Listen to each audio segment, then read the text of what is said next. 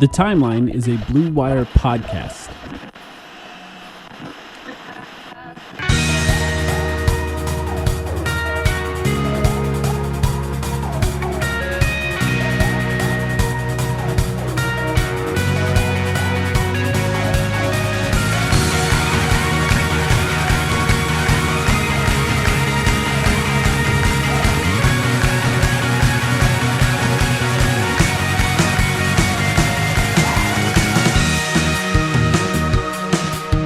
Welcome to the Timeline of Phoenix Suns podcast. My name is Mike, here with Sam.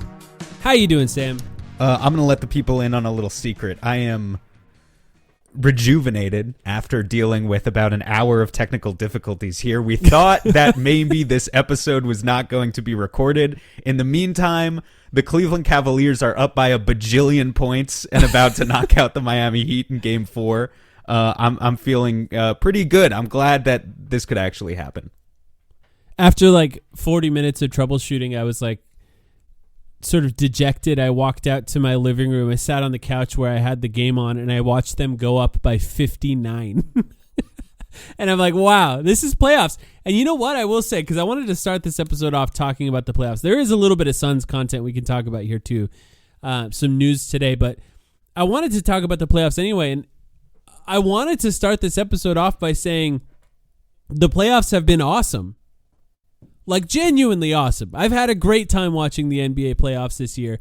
It's hard to say that now that there's a 60-point blowout, but like the only two boring series that sort of have happened so far have been the Cleveland-Miami series and the OKC-Memphis series, which have had the occasional close game, but still have not really been close as a series. I guess you could say Boston-Orlando has been kind of boring as well. But no, those games have been kind of close. Even that one had its moments. Won. Orlando won Game 3, and then in Game 4, I think they lost by 9, and they were in it the entire time. I was watching that game yesterday. They were winning most of the game. Yeah. And look, Orlando has their offensive problems. There's a reason we include them in every trade of the week, right? They could still use Bradley Beal or Jalen Green, who we're probably going to talk about in a minute. But these playoffs, have been awesome. The vast majority of these series. Unfortunately, we are now, again, we meant to record an hour ago, but we are now going to record as Game 4 of Houston and Golden State happens. And that one of the good series, is a good series, and a series that I think we're both tracking very closely for obvious reasons. But yeah, the vast majority of these games have been awesome. Honestly, it's been a good year. The pace isn't too fast.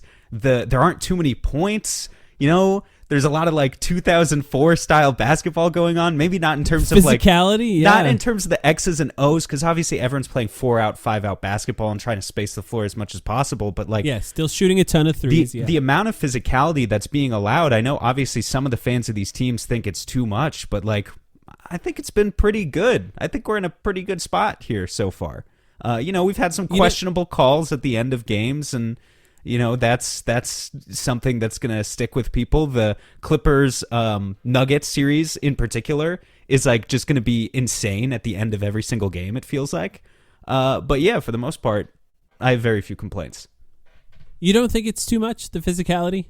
No, but I'm saying that because I don't have to watch like Devin Booker get hacked. Like I would for sure be, or Kevin Durant. Like that was the guy that was fouled on every possession, basically. Oh, and that's like, a guy. From our perspective, they would, but the two of them, both of them, this entire team. If they were in round 1 against OKC, first of all, that series already would have got demolished. That series would be over already. We would have been swept. We can admit it. We would have been swept. Thank God, out of our misery. They would have been completely overwhelmed by OKC's physicality, and Book and KD both. I mean, and Beal, like if he even matters, but like all of those guys, I think would struggle to persevere through it. So you're definitely right. It's different when I'm watching from a neutral perspective, and I'm kind of like, hit them, let these guys feel it a little bit.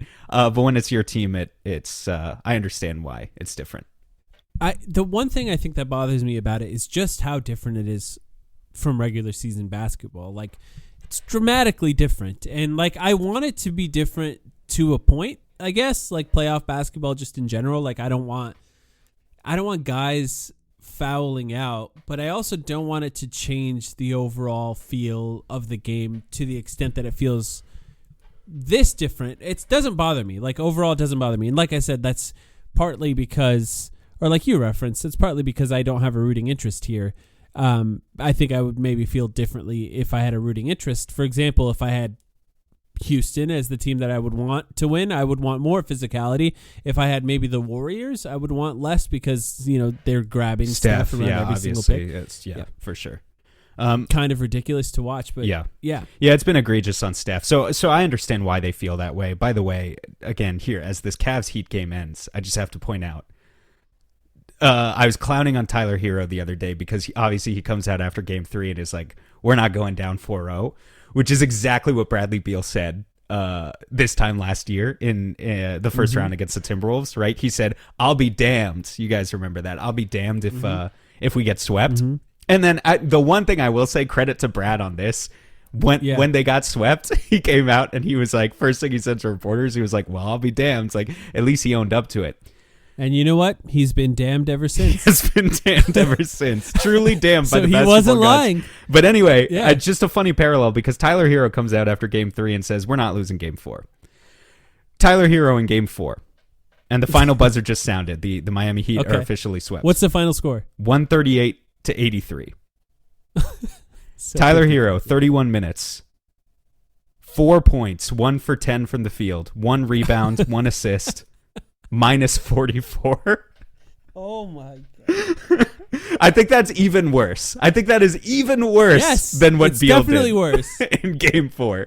Although he gave away that game. To be fair, like but he had more than 4 points on 1 of 10 shooting. Yeah, no, it's true, and they didn't lose by 50. Yeah. As a Suns fan, I think there's 2 ways I've been watching these playoffs. Like, there's 2 perspectives that I've had watching. I won't say that I have any rooting interests. Like, I'm not actually rooting for any team to win. But I am rooting for teams to lose. And I think that is sort of the thing about fandom. I think that is a little bit different. Now, there are players that I like that are left in the playoffs, like players that I enjoy. Mikal Bridges, obviously. I love Mikal Bridges. And his time here with Phoenix. Steph Curry. I've always loved Steph Curry. I'm going to root for Steph Curry. I just got to say, it's funny that there's 14 teams left that have not been eliminated. And you're like, Mikal Bridges is the first guy you come up with as a player you like. It's funny to me. I love Mikal Bridges. He's a cool guy. He's a cool guy. There are better basketball players to still be rooting for. It's not about basketball. It's really not about basketball. Like, we rooted for him for years. If Cam Johnson was still in the play, I like Cameron Payne too. I still like Cameron Payne. It's really, I mean, Steph Curry and LeBron, like, obviously I have like years and years of memories with them in it. So like that is a different kind of thing.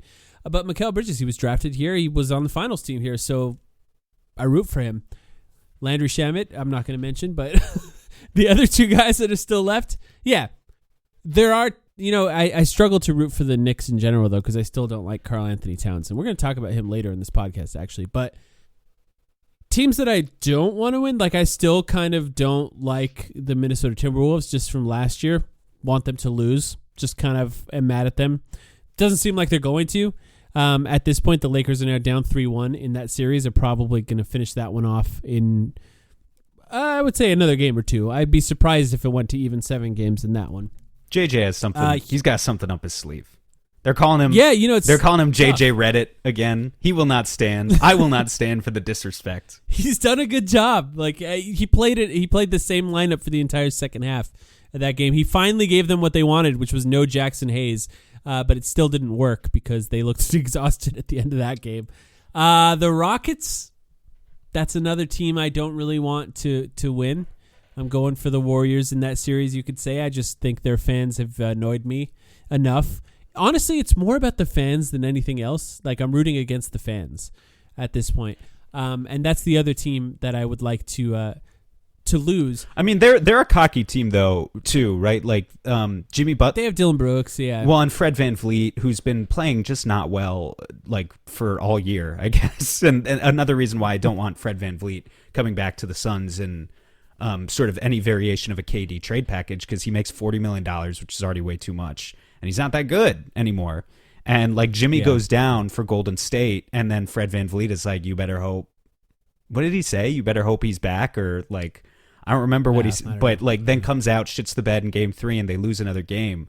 Also, Jalen Green with just the wild polar opposite swings. I'm not super plugged into basketball TikTok, but I do have a buddy who's on basketball TikTok who reached out to me to tell me that they're calling him J.R. Smith on there. He had 7 points in game 1, 38 in game 2, and then 9 points in game 3, which does feel very J.R. J.R. Smith. Smith. J.R. Smith was a good shooter, though. Well, Jalen Green can be a good shooter. He shoots 35%. 35% from 3 Okay. on like Okay. 14 attempts a game. But I think like J.R. Smith is an NBA champion. it's a far Just give him some cry. credit. It's a far cry from Houston fans to bring it back to Houston fans being annoying, which is what you were saying a minute ago. Far cry from Houston fans saying 3 weeks ago that Jalen Green is actually better than Devin Booker, and that Yeah, or that they They don't wouldn't need include- Booker or they don't need Kevin Durant. Yeah. it's just silly. I mean, if anything, Or even like, I mean, like truthfully, I don't want to get to this now, but look, we're here already. I saw Ben DuBose. I don't know how to say his name. Ben DuBose, the reporter. that sounds right. Yeah. Yeah, you know who he is. He covers the Houston Rockets. Say that they would love to trade for Giannis, but obviously Amen Thompson would not be in that deal. It's like, what are you talking about? What are you talking for Giannis? Yeah, no, that's insane. Are you out of your mind? That's insane, and that's Am I watching we the need to same get- Amen okay, Thompson so- that everyone else is watching at this point? few things. We need to get to the Giannis conversation because there are going to be a lot of suitors for KD as, you know, various dominoes fall, teams drop in the playoffs. But there is also this Giannis domino that could fall, in which case we do all have to understand that Giannis is the prize and KD is the consolation prize if that happens. Now, I think there are teams.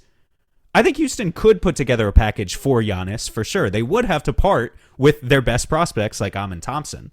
But there are other Like, teams. how could you possibly watch No, that's Amen insane. Thompson That's fucking in, insane. in Game 3? Did you watch that game? I think so. I watched part of it. Yeah. They treated Amen Thompson like Tony Allen. Yeah.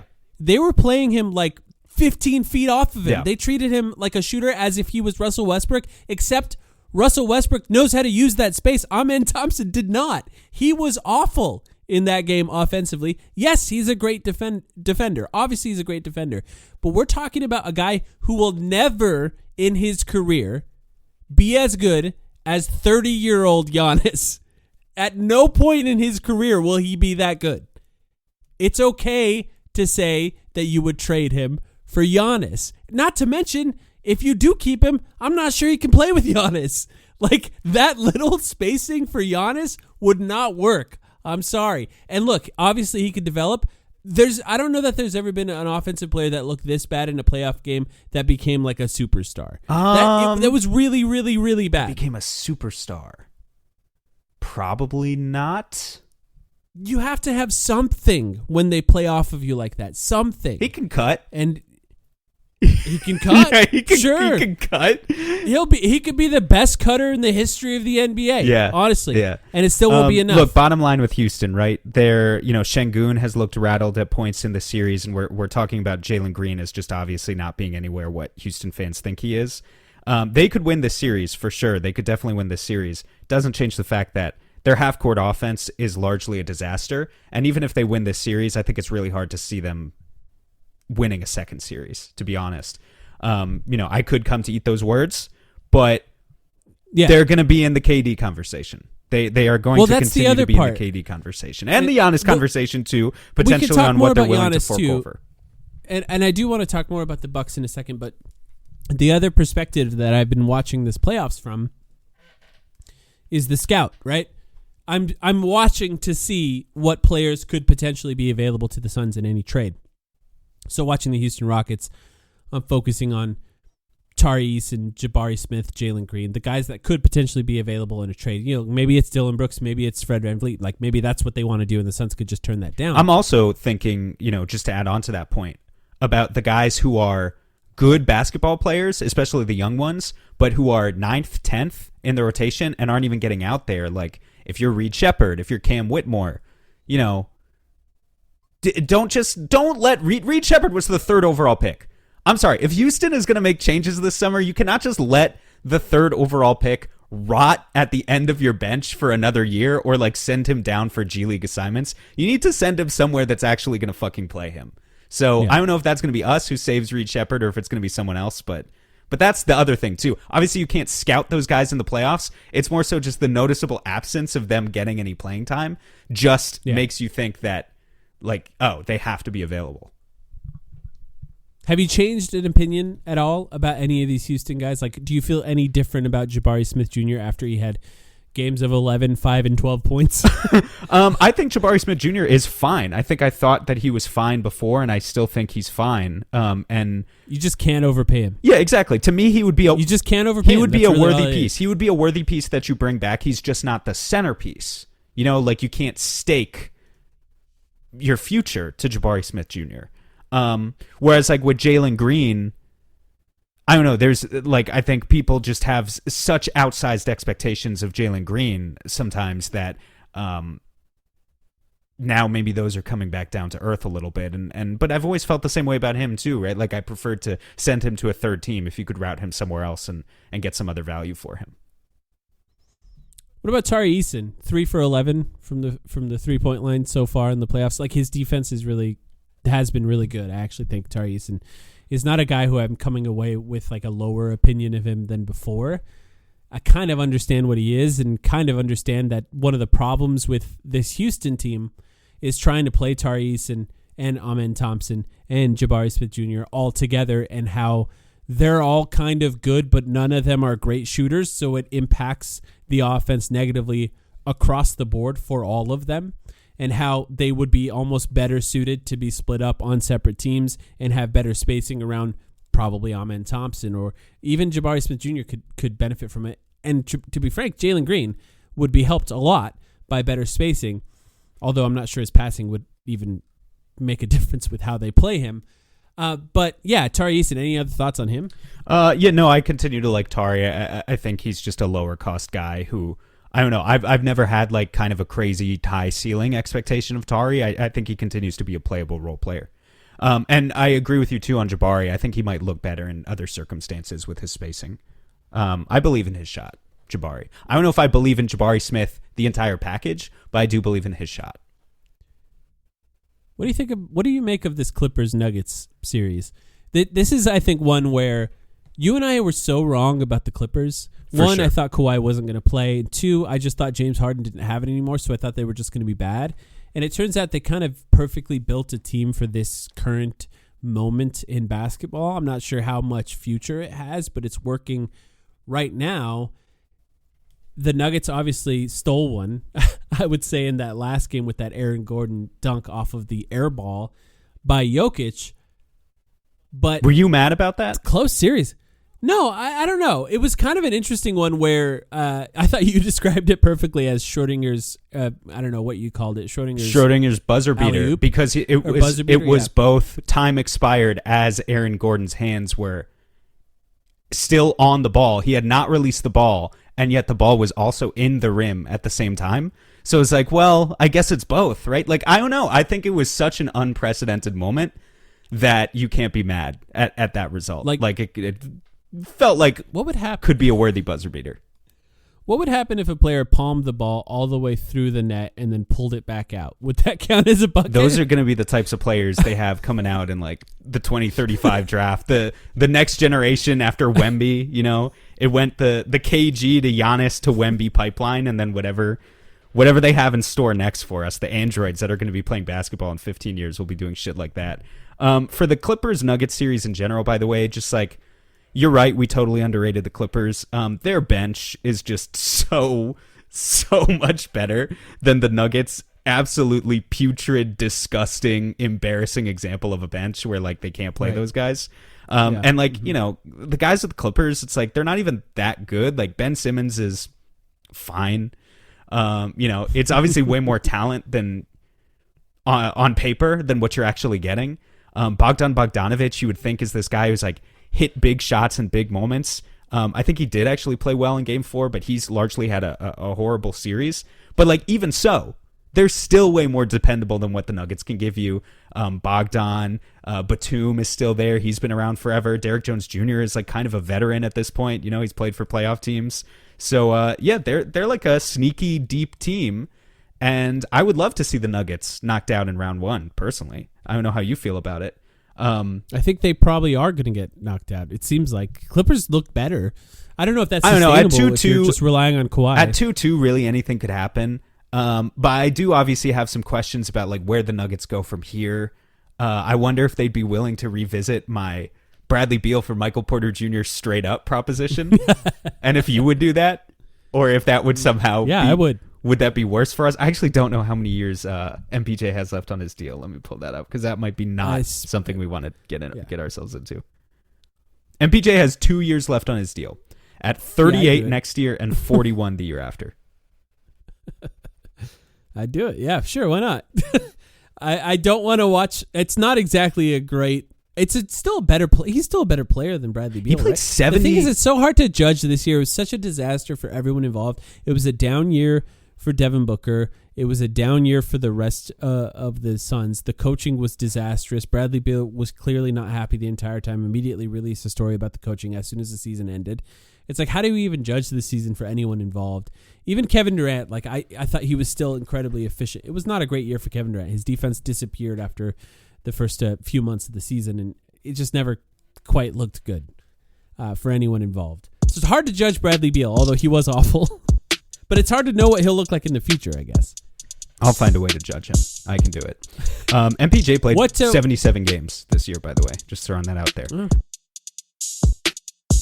Alchemy Roast coffee is my favorite coffee. Every single morning, I start my day with coffee from Alchemy Roast, and you should too. AlchemyRoaster.com has the best coffee, and it's local here in Phoenix. They're a Metro Phoenix-based coffee roaster that focuses on the transformational process of coffee from seed to cup. They're about more than just coffee. Passion, dedication, and community. They're a small batch roastery committed to sourcing the finest beans and mastering the art of the roast, and they do it ethically. A small batch roaster, that means they're sourcing beans from all over the world for you to try, and I highly recommend you pick out some beans on alchemyroaster.com and use the promo code TIMELINE to get some beans. I just tried the single origin beans from Tanzania, and they're incredible. Amazing coffee, lightly roasted and local. Go to alchemyroaster.com, use the promo code TIMELINE, try some of their beans. They have beans from Honduras, from Tanzania, from Papua New Guinea, Guatemala, Mexico, and they're all roasted locally here in Mesa. Alchemyroaster.com, promo code TIMELINE gets you 10% off coffee. Go there, order some coffee today, give it a try. Alchemyroaster.com, promo code TIMELINE.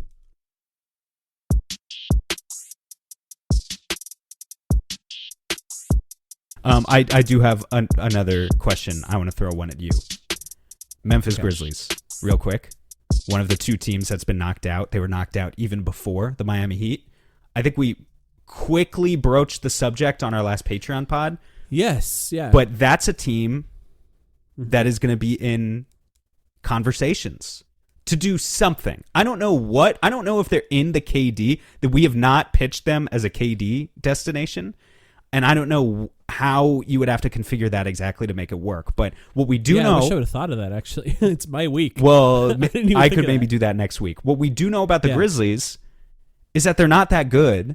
And they have three guys who are definitely all good players, but who all make $40 million a year in Ja Morant, Jaren Jackson Jr., and Desmond Bane. It's three guys that are more likely to be on the snubbed list than the all-star list. Yeah. But they're like right there on the edge of being an all-star. Three Robins and no Batmen, unfortunately, is sort of how the Grizzlies are configured. And that and like guys who are now like 25 years old, right? Like who probably aren't going to get better at this stage. And so you definitely wonder if they have to just do something, what sort of opportunities that presents for the Suns. I think one thing you pitched me in the past, correct me if I'm wrong because I can't remember if this was you. Did you ask me Trae Young or Ja Morant? I did that on Discord. You want to revisit it now? It's an interesting conversation. I think what I'm saying is Ja Morant's available this summer. And in fact, I had one listener reach out to me with a trade proposal this week of getting, I don't remember, KD did not go to the Grizzlies. This was a 3 or 4 team deal. But it was a KD trade and Ja Morant came back to the Suns. That was his proposal. It's not overly exciting for me. I think that he is a player that plays in a way that will likely result in him being injured in the future. And honestly, he's not much of a better defender than Trae Young. And that's saying a lot because Trae Young is not a good defender. I think Trae Young has a more positive impact on the offense.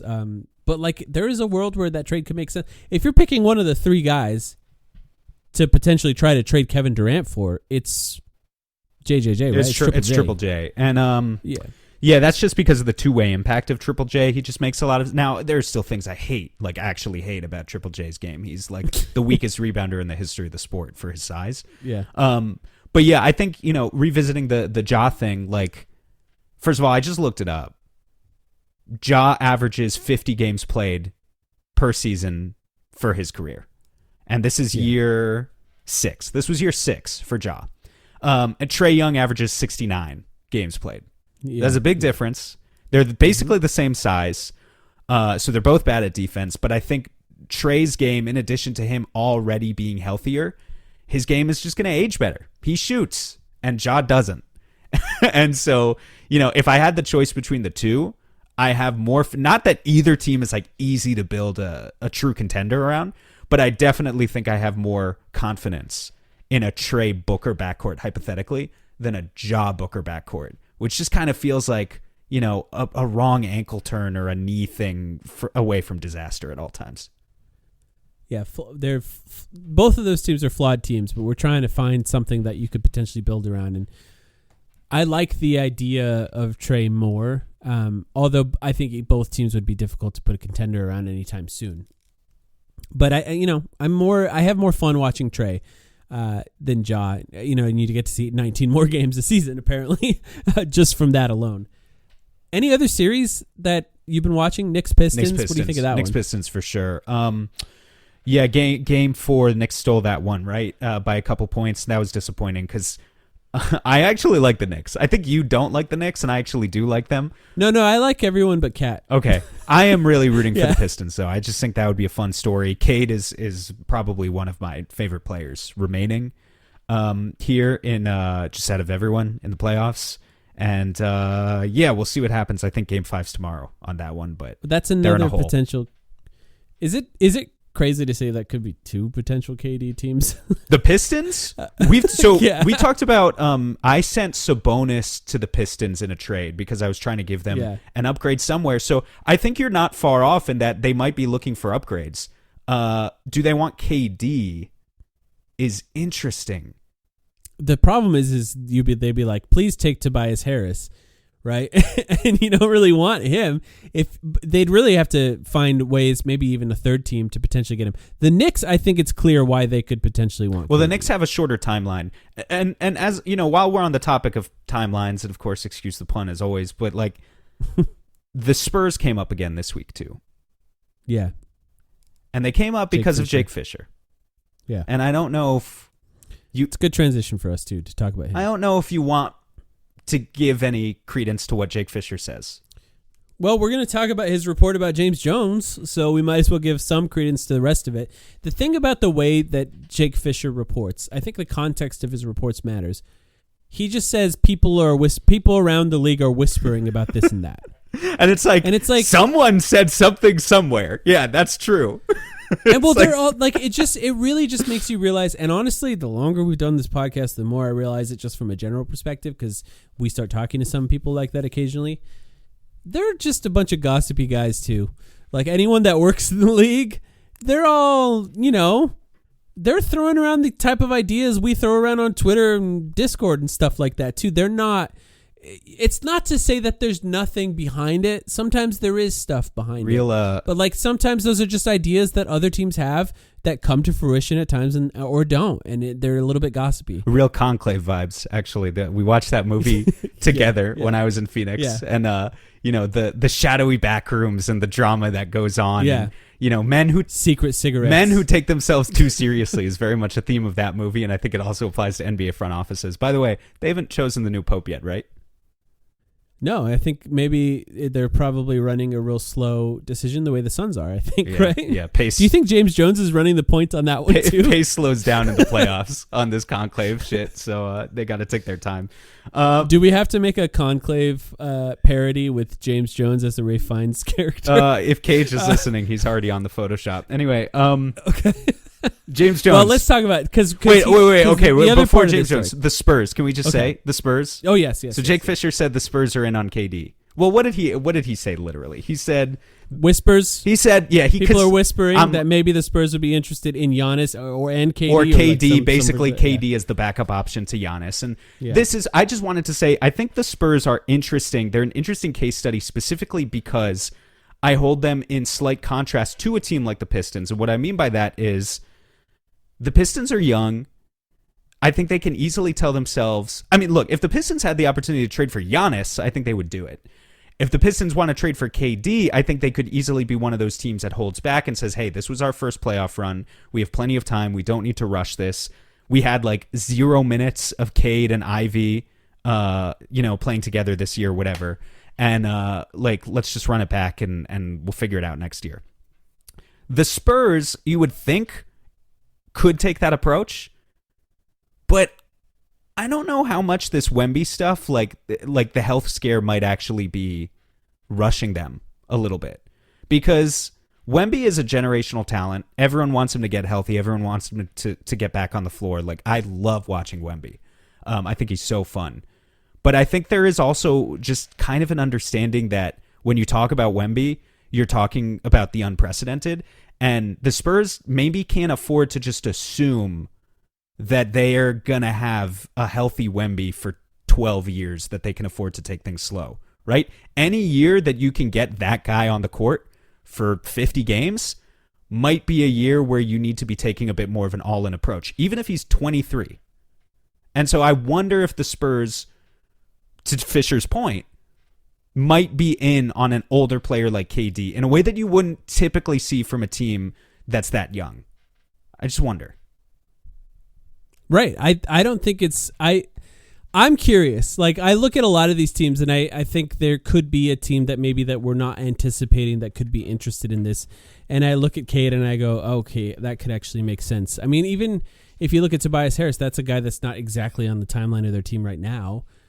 Or even Beasley. I'm not even sure how old Beasley is, actually. I'll look it up. I feel like... I'm guessing like 29, 30. He feels like a guy who's 29 but has been in the league for 15 years. He is exactly. Not even 29 yet. Malik Beasley is 28.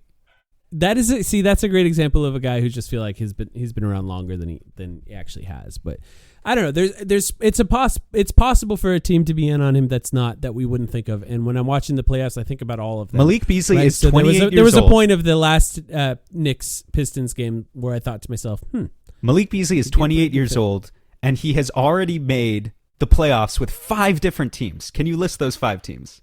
No, definitely not. I'm not even going to attempt it. Who are they? Well, I'll give the listeners 10 seconds so that they can think about it. Of course, this is a Suns podcast. They can pause. So I don't expect you guys necessarily to be up to date on Malik Beasley's career, although he's an awesome shooter. But those 5 teams are the Denver Nuggets, the Minnesota Timberwolves, the Los Angeles Lakers, the Milwaukee Bucks, under coach Mike Budenholzer, and the Detroit Pistons being team number 5. Interesting career to have for a guy who is not even 30 yet. Just make a playoff run with a team, get traded or leave in free agency, and then the cycle begins again. Yeah. Good for him. Well, let's talk about the other Jake Fisher report. This is the only real Suns news, and that the news is that we have none. Because as of right now, there has been rumors about the Suns front office. We've covered them briefly on previous episodes, but the rumors about the Suns front office are essentially they might be interested in this guy, they might be interested in that guy. They haven't made a decision yet. James Jones's contract is through June. They're not getting rid of James Jones right now. They could bring someone to work with him. They could not bring someone to work with him. Maybe they'll change Bartelstein's role. Maybe they won't. That's all we're hearing so far. Obviously, this is all going to shake out over the next few weeks. Like, we're going to have a good idea of what it looks like.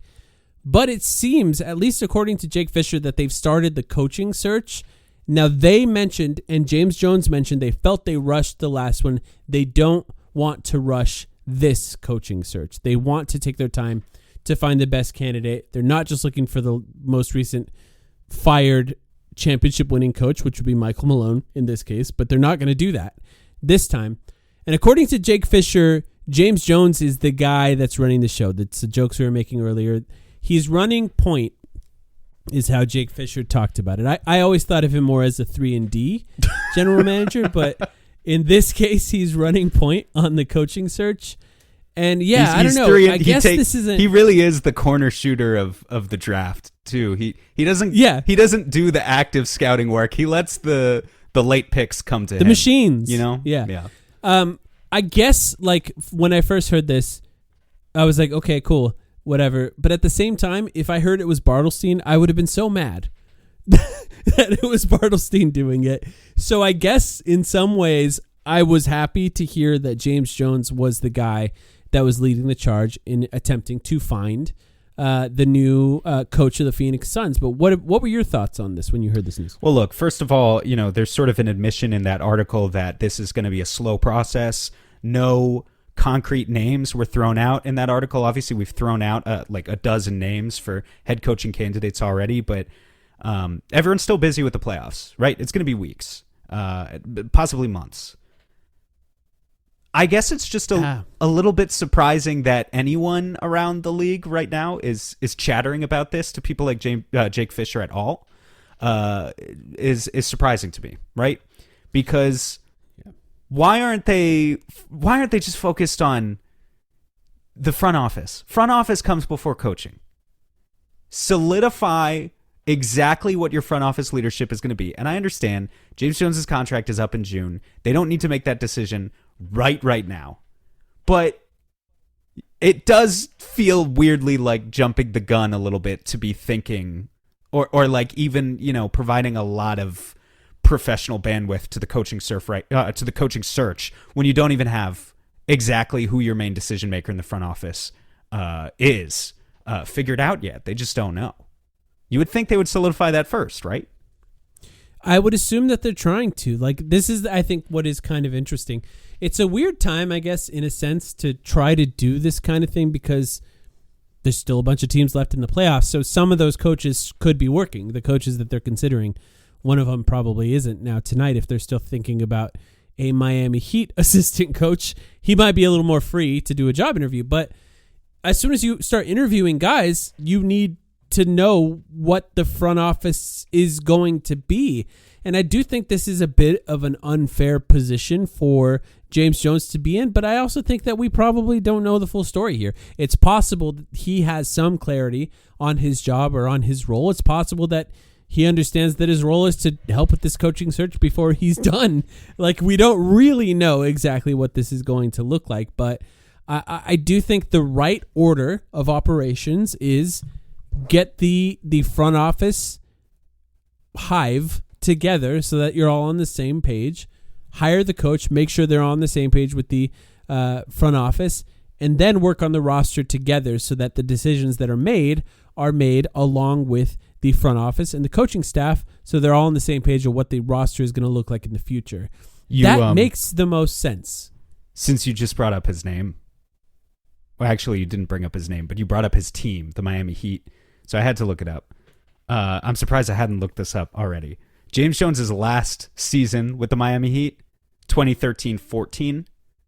Chris Quinn, hired by the Miami Heat, 2014-15. So they did not overlap, in case you were wondering. I didn't think about that. I thought that maybe Chris Quinn had been there, because I know he's been there for a long time. He's still pretty young, but I know he had been there for a long time. And so I was wondering if, like, literally James Jones would have a relationship with him already. But I think that's probably not the case. Yeah, I mean, they probably still they've all been around a long time. They probably still have some sort of relationship, I imagine. It's, they really got to start making some sort of move soon. I think not rushing anything is the right choice, but you have to be decisive at some point. The season doesn't pause itself for you to find the right roles. The season will continue. The off season is happening right now. Scouting for the draft is happening right now. You got to figure out what you're going to do. You can make a trade right now, technically. You could trade with another team that's out of the playoffs. So, like, this is all stuff that's happening as we speak. So they need to get things ready, get things in order, and start working on the team for next year as soon as possible. And I hope they make some decisions soon. Do you have any front office guys that you would like? I talked about Shane Battier on the last episode, somebody I actually like. Yeah, Shane Battier. I don't know too much about Shane Battier as an executive, but I liked Shane Battier, the player. I know he does have a relationship with James Jones for sure. They played together on the Heat. I guess just if you're Bob Myers, and I have to bring him up because he's been brought up a million times already.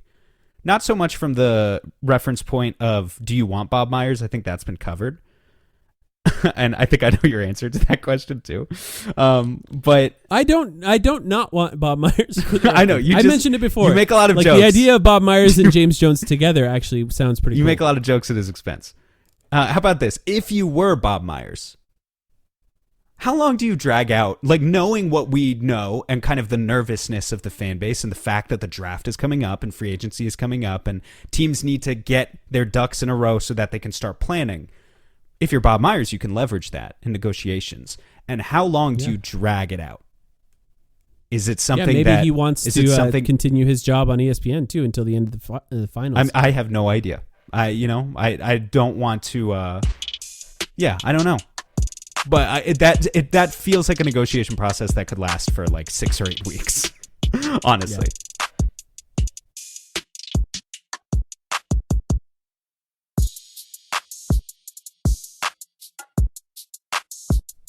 Do you want to talk about a trade? It's your week. It's my week to do a trade. Did we not do one last week? Because we did over-unders with Max. No, we didn't have a trade last week. That's true. We took a week off to do our final funeral for the season on our last episode. But by the way, wait. I'm so sorry, but you didn't say it. That's true. You didn't say it. We have an announcement technically. Yeah, 40 minutes in, talking about burying the lead. Can I say it? The lead, yeah, sure. The winner of this year's over-under challenge, the most disappointing season in Suns history, I was getting there, is a tie between y'all folks, the fans, the listeners. The fans. With 7 correct answers. With 7 correct answers. How many prompts were there? 13? Yeah, 13, 14. Maybe, yeah. And then you're tied with me. That's right. I also won. That's right. We win nothing. We win sadness. We win despair. Congratulations. See you in October. No, I was Good excited. Job. Your second win. Thank you. Thank you. I think it might be each of us have 2 wins now, me, you, and Max. That would be fun. Like, I think that's actually what it is now. I'd have to go back and listen, which I won't do. Maybe somebody else will tell us, but I'm pretty sure that we each have 2 wins now. There might be a year with just the fans won. But yeah, good job. Thank you. Let's see. Okay, so new trade every week. Obviously, we took last week off. It's my turn. You did the last one, which is a 5-team trade. Yeah, did you go for 6? No, it was my turn to think of. I thought of a couple of different options here that I wanted to throw at you because I can't help myself. Every time I have ideas, they spawn new ideas. There's one series we didn't talk about earlier, Pacers-Bucks. Oh, okay. I wanted to talk about the Pacers and the Bucks series for a couple of reasons. But one, it's actually a sad thing that happened. Obviously, we all know an Achilles tear by Damian Lillard. Damian Lillard is going to be out probably the entire season next season, and then will be likely looking for a new team at that point because he has 1 year left on his deal. So that is pretty shitty. Damian Lillard rocks. He's awesome. But I looked at that and I said, what are the Bucks going to do? And I think it's very interesting. And if you're thinking, wow, did Mike actually try to do a Giannis trade? No, I didn't.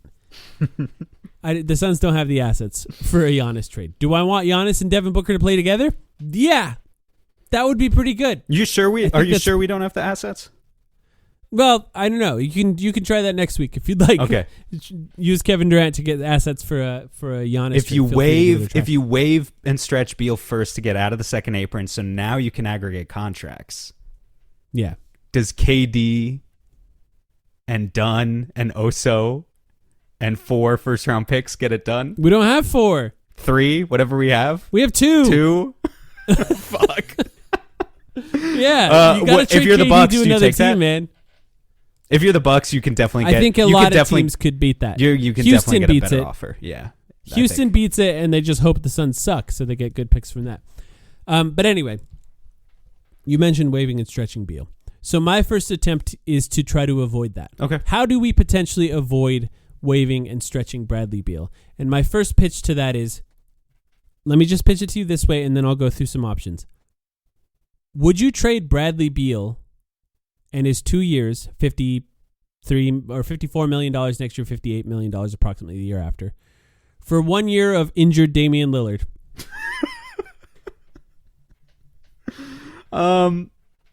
Wait, is it Dame only has 1 year left on his deal? No way. Yeah. Right? What? Yeah, he's an expiring contract after next year.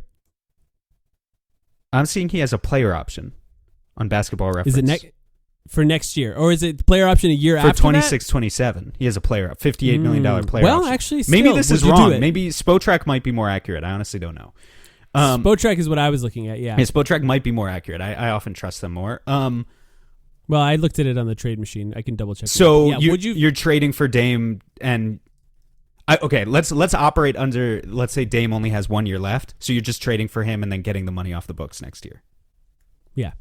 If he has 2 years left, you're trading for him. You get nothing next year, but then you get a year of Dame as a 35-year-old coming off a serious injury. But he would, essentially making the same amount of money as Bradley Beal. I would take 35-year-old Dame coming off a serious injury over Bradley Beal. Yeah, I trust him. It is to be better. $58 million. Yeah, I would do it. Player option, which he probably would pick up now, knowing the situation, which didn't show on the trade machine. And now I'm disappointed. How do you sell this to Booker? You say we're trading for a guy who's. Oh, I'm sorry. The player option is next year. Really? No, 25, 26. You're right. No, you're right. I'm double checking. Yes, you're right. Yeah. So, how do you sell it to Booker? Is what you're saying? Well, the question is, would you rather have the potential of Damian Lillard and him being able to play on the team, or just waive and stretch Bradley Beal and have just money sitting on the books forever? Like, that's really what it is, right? Yeah. Yeah, I mean, because nobody's going to take him. You're just really punting on next season outside of a miracle happening, or just the sheer fact that Bradley Beal is no longer on the roster. If you assume that by itself adds 10 wins, whether or not Damian Lillard actually plays a single minute, maybe he's healthy by like March of next season. I don't know. Yeah. But yeah, it's a tough pill to swallow, and I'm still tempted to say that I would do it. I had to at least bring it up. It's not the only trade that I brought, but I had to at least bring it up. And I think there's a version of like a 3-team trade if you still trade Kevin Durant to Houston, where you could like mix it up and send Damian Lillard to Phoenix and Bradley Beal to Milwaukee. I'm not saying that they would even do that, but I think there's a world where they're like, we have to try to be good next year. And they're not going to get anything for Damian Lillard for next year, right? So if there's a world where they're trying to keep Giannis and they want to try to compete, maybe they actually would want Bradley Beal. Dude, they're give it a try next year. It's like the only thing they can get with Damian Lillard's salary. They're so screwed, though. I mean, like, I know we're screwed too, so it's pot, meet, kettle. But like, if their goal is to placate Giannis at this point, I don't know how they dig themselves out. Bradley Beal, let's be honest, is not the answer. Like, from the Bucks' perspective, a Dame for Brad swap doesn't do anything for their chances. No, it's tough. And Kuzma was a disaster, dude. It would be like if Kevin Durant had a torn Achilles right now. That would be the situation the Suns are in, except Giannis is obviously a better player than anyone on the Suns. But like, the Suns are screwed in a similar way, except that they have a player they could trade that could help them, whereas the Bucks are in a situation where they don't. They can't trade Damian Lillard. It sucks. It's a real shitty situation for those fans, and I feel really bad for them. And we'll see what happens with Giannis. It's possible Bucks that he wants to give up. Okay, so if the Bucks cannot trade Lillard and they're keeping Giannis next year, then the salaries that they have available to trade is Kuzma's $22 million. It's worth nothing. Portis has a $13 million player option. He's probably going to opt out of that, right? No, I don't know. I don't know. Actually, I don't know. He wasn't very good this year. The middle class in the NBA is destroyed. So actually, he might need to take that. But it's like, okay, Portis at $13 million. Connaughton is not good. He's got $9 million for next year. They've got nothing dude. They've got Nothing. They've I got know. nothing I they know. can trade. Yeah. And all their picks are gone. Wow. They traded a pick for Kyle Kuzma. We traded bad move, we man. traded a pick to get rid of Yusuf Nurkic. That was bad too. They're similarly dumb. There are moves. multiple bad things. Okay, here we go. More we trades. should Okay, have so I Ty wanted to on throw now one at that you. we always resisted having Ty from the Eurostep podcast, the Blue Wire Bucks podcast, back when both of our teams were good because there was like a rivalry. But now that both of our teams are kind of fucked, we should do a crossover with them or something. He came on to talk about Bud. Did he? So we have Ty's. Yeah, he's a friend. I memory hold that. Yeah. Okay, so I'm watching the Knicks too, right? And I'm thinking, what if they want Kevin Durant? And I'm trying to think of ways that would make sense for the Knicks to get Kevin Durant. And so one of the things I was trying to do, and I'm really curious, and we don't, like, the trades are the trades, but I really want to see if you could think of other options here. But I was thinking, what if they want to trade Karl Anthony Towns for Kevin Durant? Where could Karl Anthony Towns fit? That's not Phoenix, where the Suns could potentially get a player or a package from another team that they would be willing to trade. Man, Towns makes for Karl Anthony Towns Towns. makes 53 next year. I didn't realize it was that high. Yeah, $53 million, essentially what KD makes. They make essentially the same salary. And then Compare he could that go to another Brunson, team. who makes only 34. It's a huge OG difference. Anunoby makes more than Brunson. Brunson is the third highest paid player on that team. That's It's insane. wild. And he's signed through 2029. Really great contract. Yeah. Multiple great contracts that they signed for him. So obviously the first thing I did, KD to the Knicks. Karl Anthony Towns to guess where? The Magic? All reliable. They would be Orlando actually Magic. really good. They would be really good with those three. Yes, but what about not those three? Oh, the Suns get who? Franz? Whoa! There's no way, right? I don't know. I love that dude. He's been one of my favorite guys to watch in the playoffs. Because like I'm watching Orlando and it's like, can these guys play together? Like for real? Franz and Paolo? Can they? Yeah, and Paolo has been so good in the playoffs. And now I've been a guy who's talked about the difference between Franz and Paolo in the regular season. That difference flipped in the postseason. Paolo has been awesome against Franz has been good. the Celtics. I think Franz has been Franz good. has been good too. Yes, don't get me wrong. Franz has been good too. But I really think Paolo has come through Franz in a way is where it's like Franz is averaging. when the physicality ratchets up, Paolo and just how big he is and his relentlessness in his ability to drive, which, by the way, Franz is a good driver too. But the fact that they both can't really shoot threes, yeah. it's just kind of an interesting mix for them. I don't know. It might And be. replacing- I think with Cat, though, if they could find a way to do that trade without giving up one of those two, they'd probably be ecstatic. And that could be interesting. Well, that I would still consider that too, because then can you get Jalen Suggs out of that? I'm sure Like you for could. the Suns, if you can get a combination of Jalen Suggs, maybe Anthony Black, and a bunch of picks, it's not overly exciting for how good the team will be. Jalen Suggs does really personify everything that Matt Ishbia was talking about. But like I'm looking at this trying to go, is there a world where they say Franz and Paolo, we got to break them up? And is that potentially the world where they actually get a guy who can space the floor in Karl Anthony Towns next to Paolo and then have two bigs essentially that could play together and maybe even play with a third big, Goga or whatever, and just play this massive lineup that still has some level of spacing and a point forward in Paolo who can handle the ball and do sort of his LeBron light impression that he's been doing throughout the postseason. So I had to throw it out there. Is the world where the Suns can get Franz? I know it's unrealistic. And I know that if there's any Magic fan listening to this, they want to kill me. And that's okay. That's part of what the fun is of this sort of trade segment that we do at the end of every podcast. That would But be I have so to ask, fun. That would be so fun. I'm big in on Franz. Now, of course, I don't know if he'll ever be able to shoot. Franz with like a dependable 35% step back three. Right now, it's more like a 28% step back three. If that ever becomes a 35% shot, he could be a top 10 player in the league one day. Right now, he's definitely not that.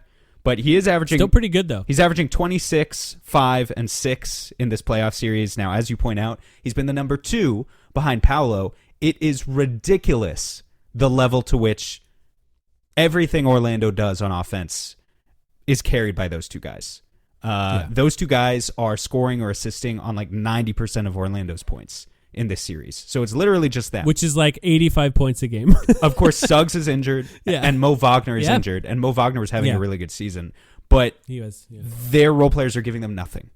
Absolutely nothing. They're starting Corey Joseph in the year 2025. It's crazy. As their point guard. It really is crazy. Franz would be so good.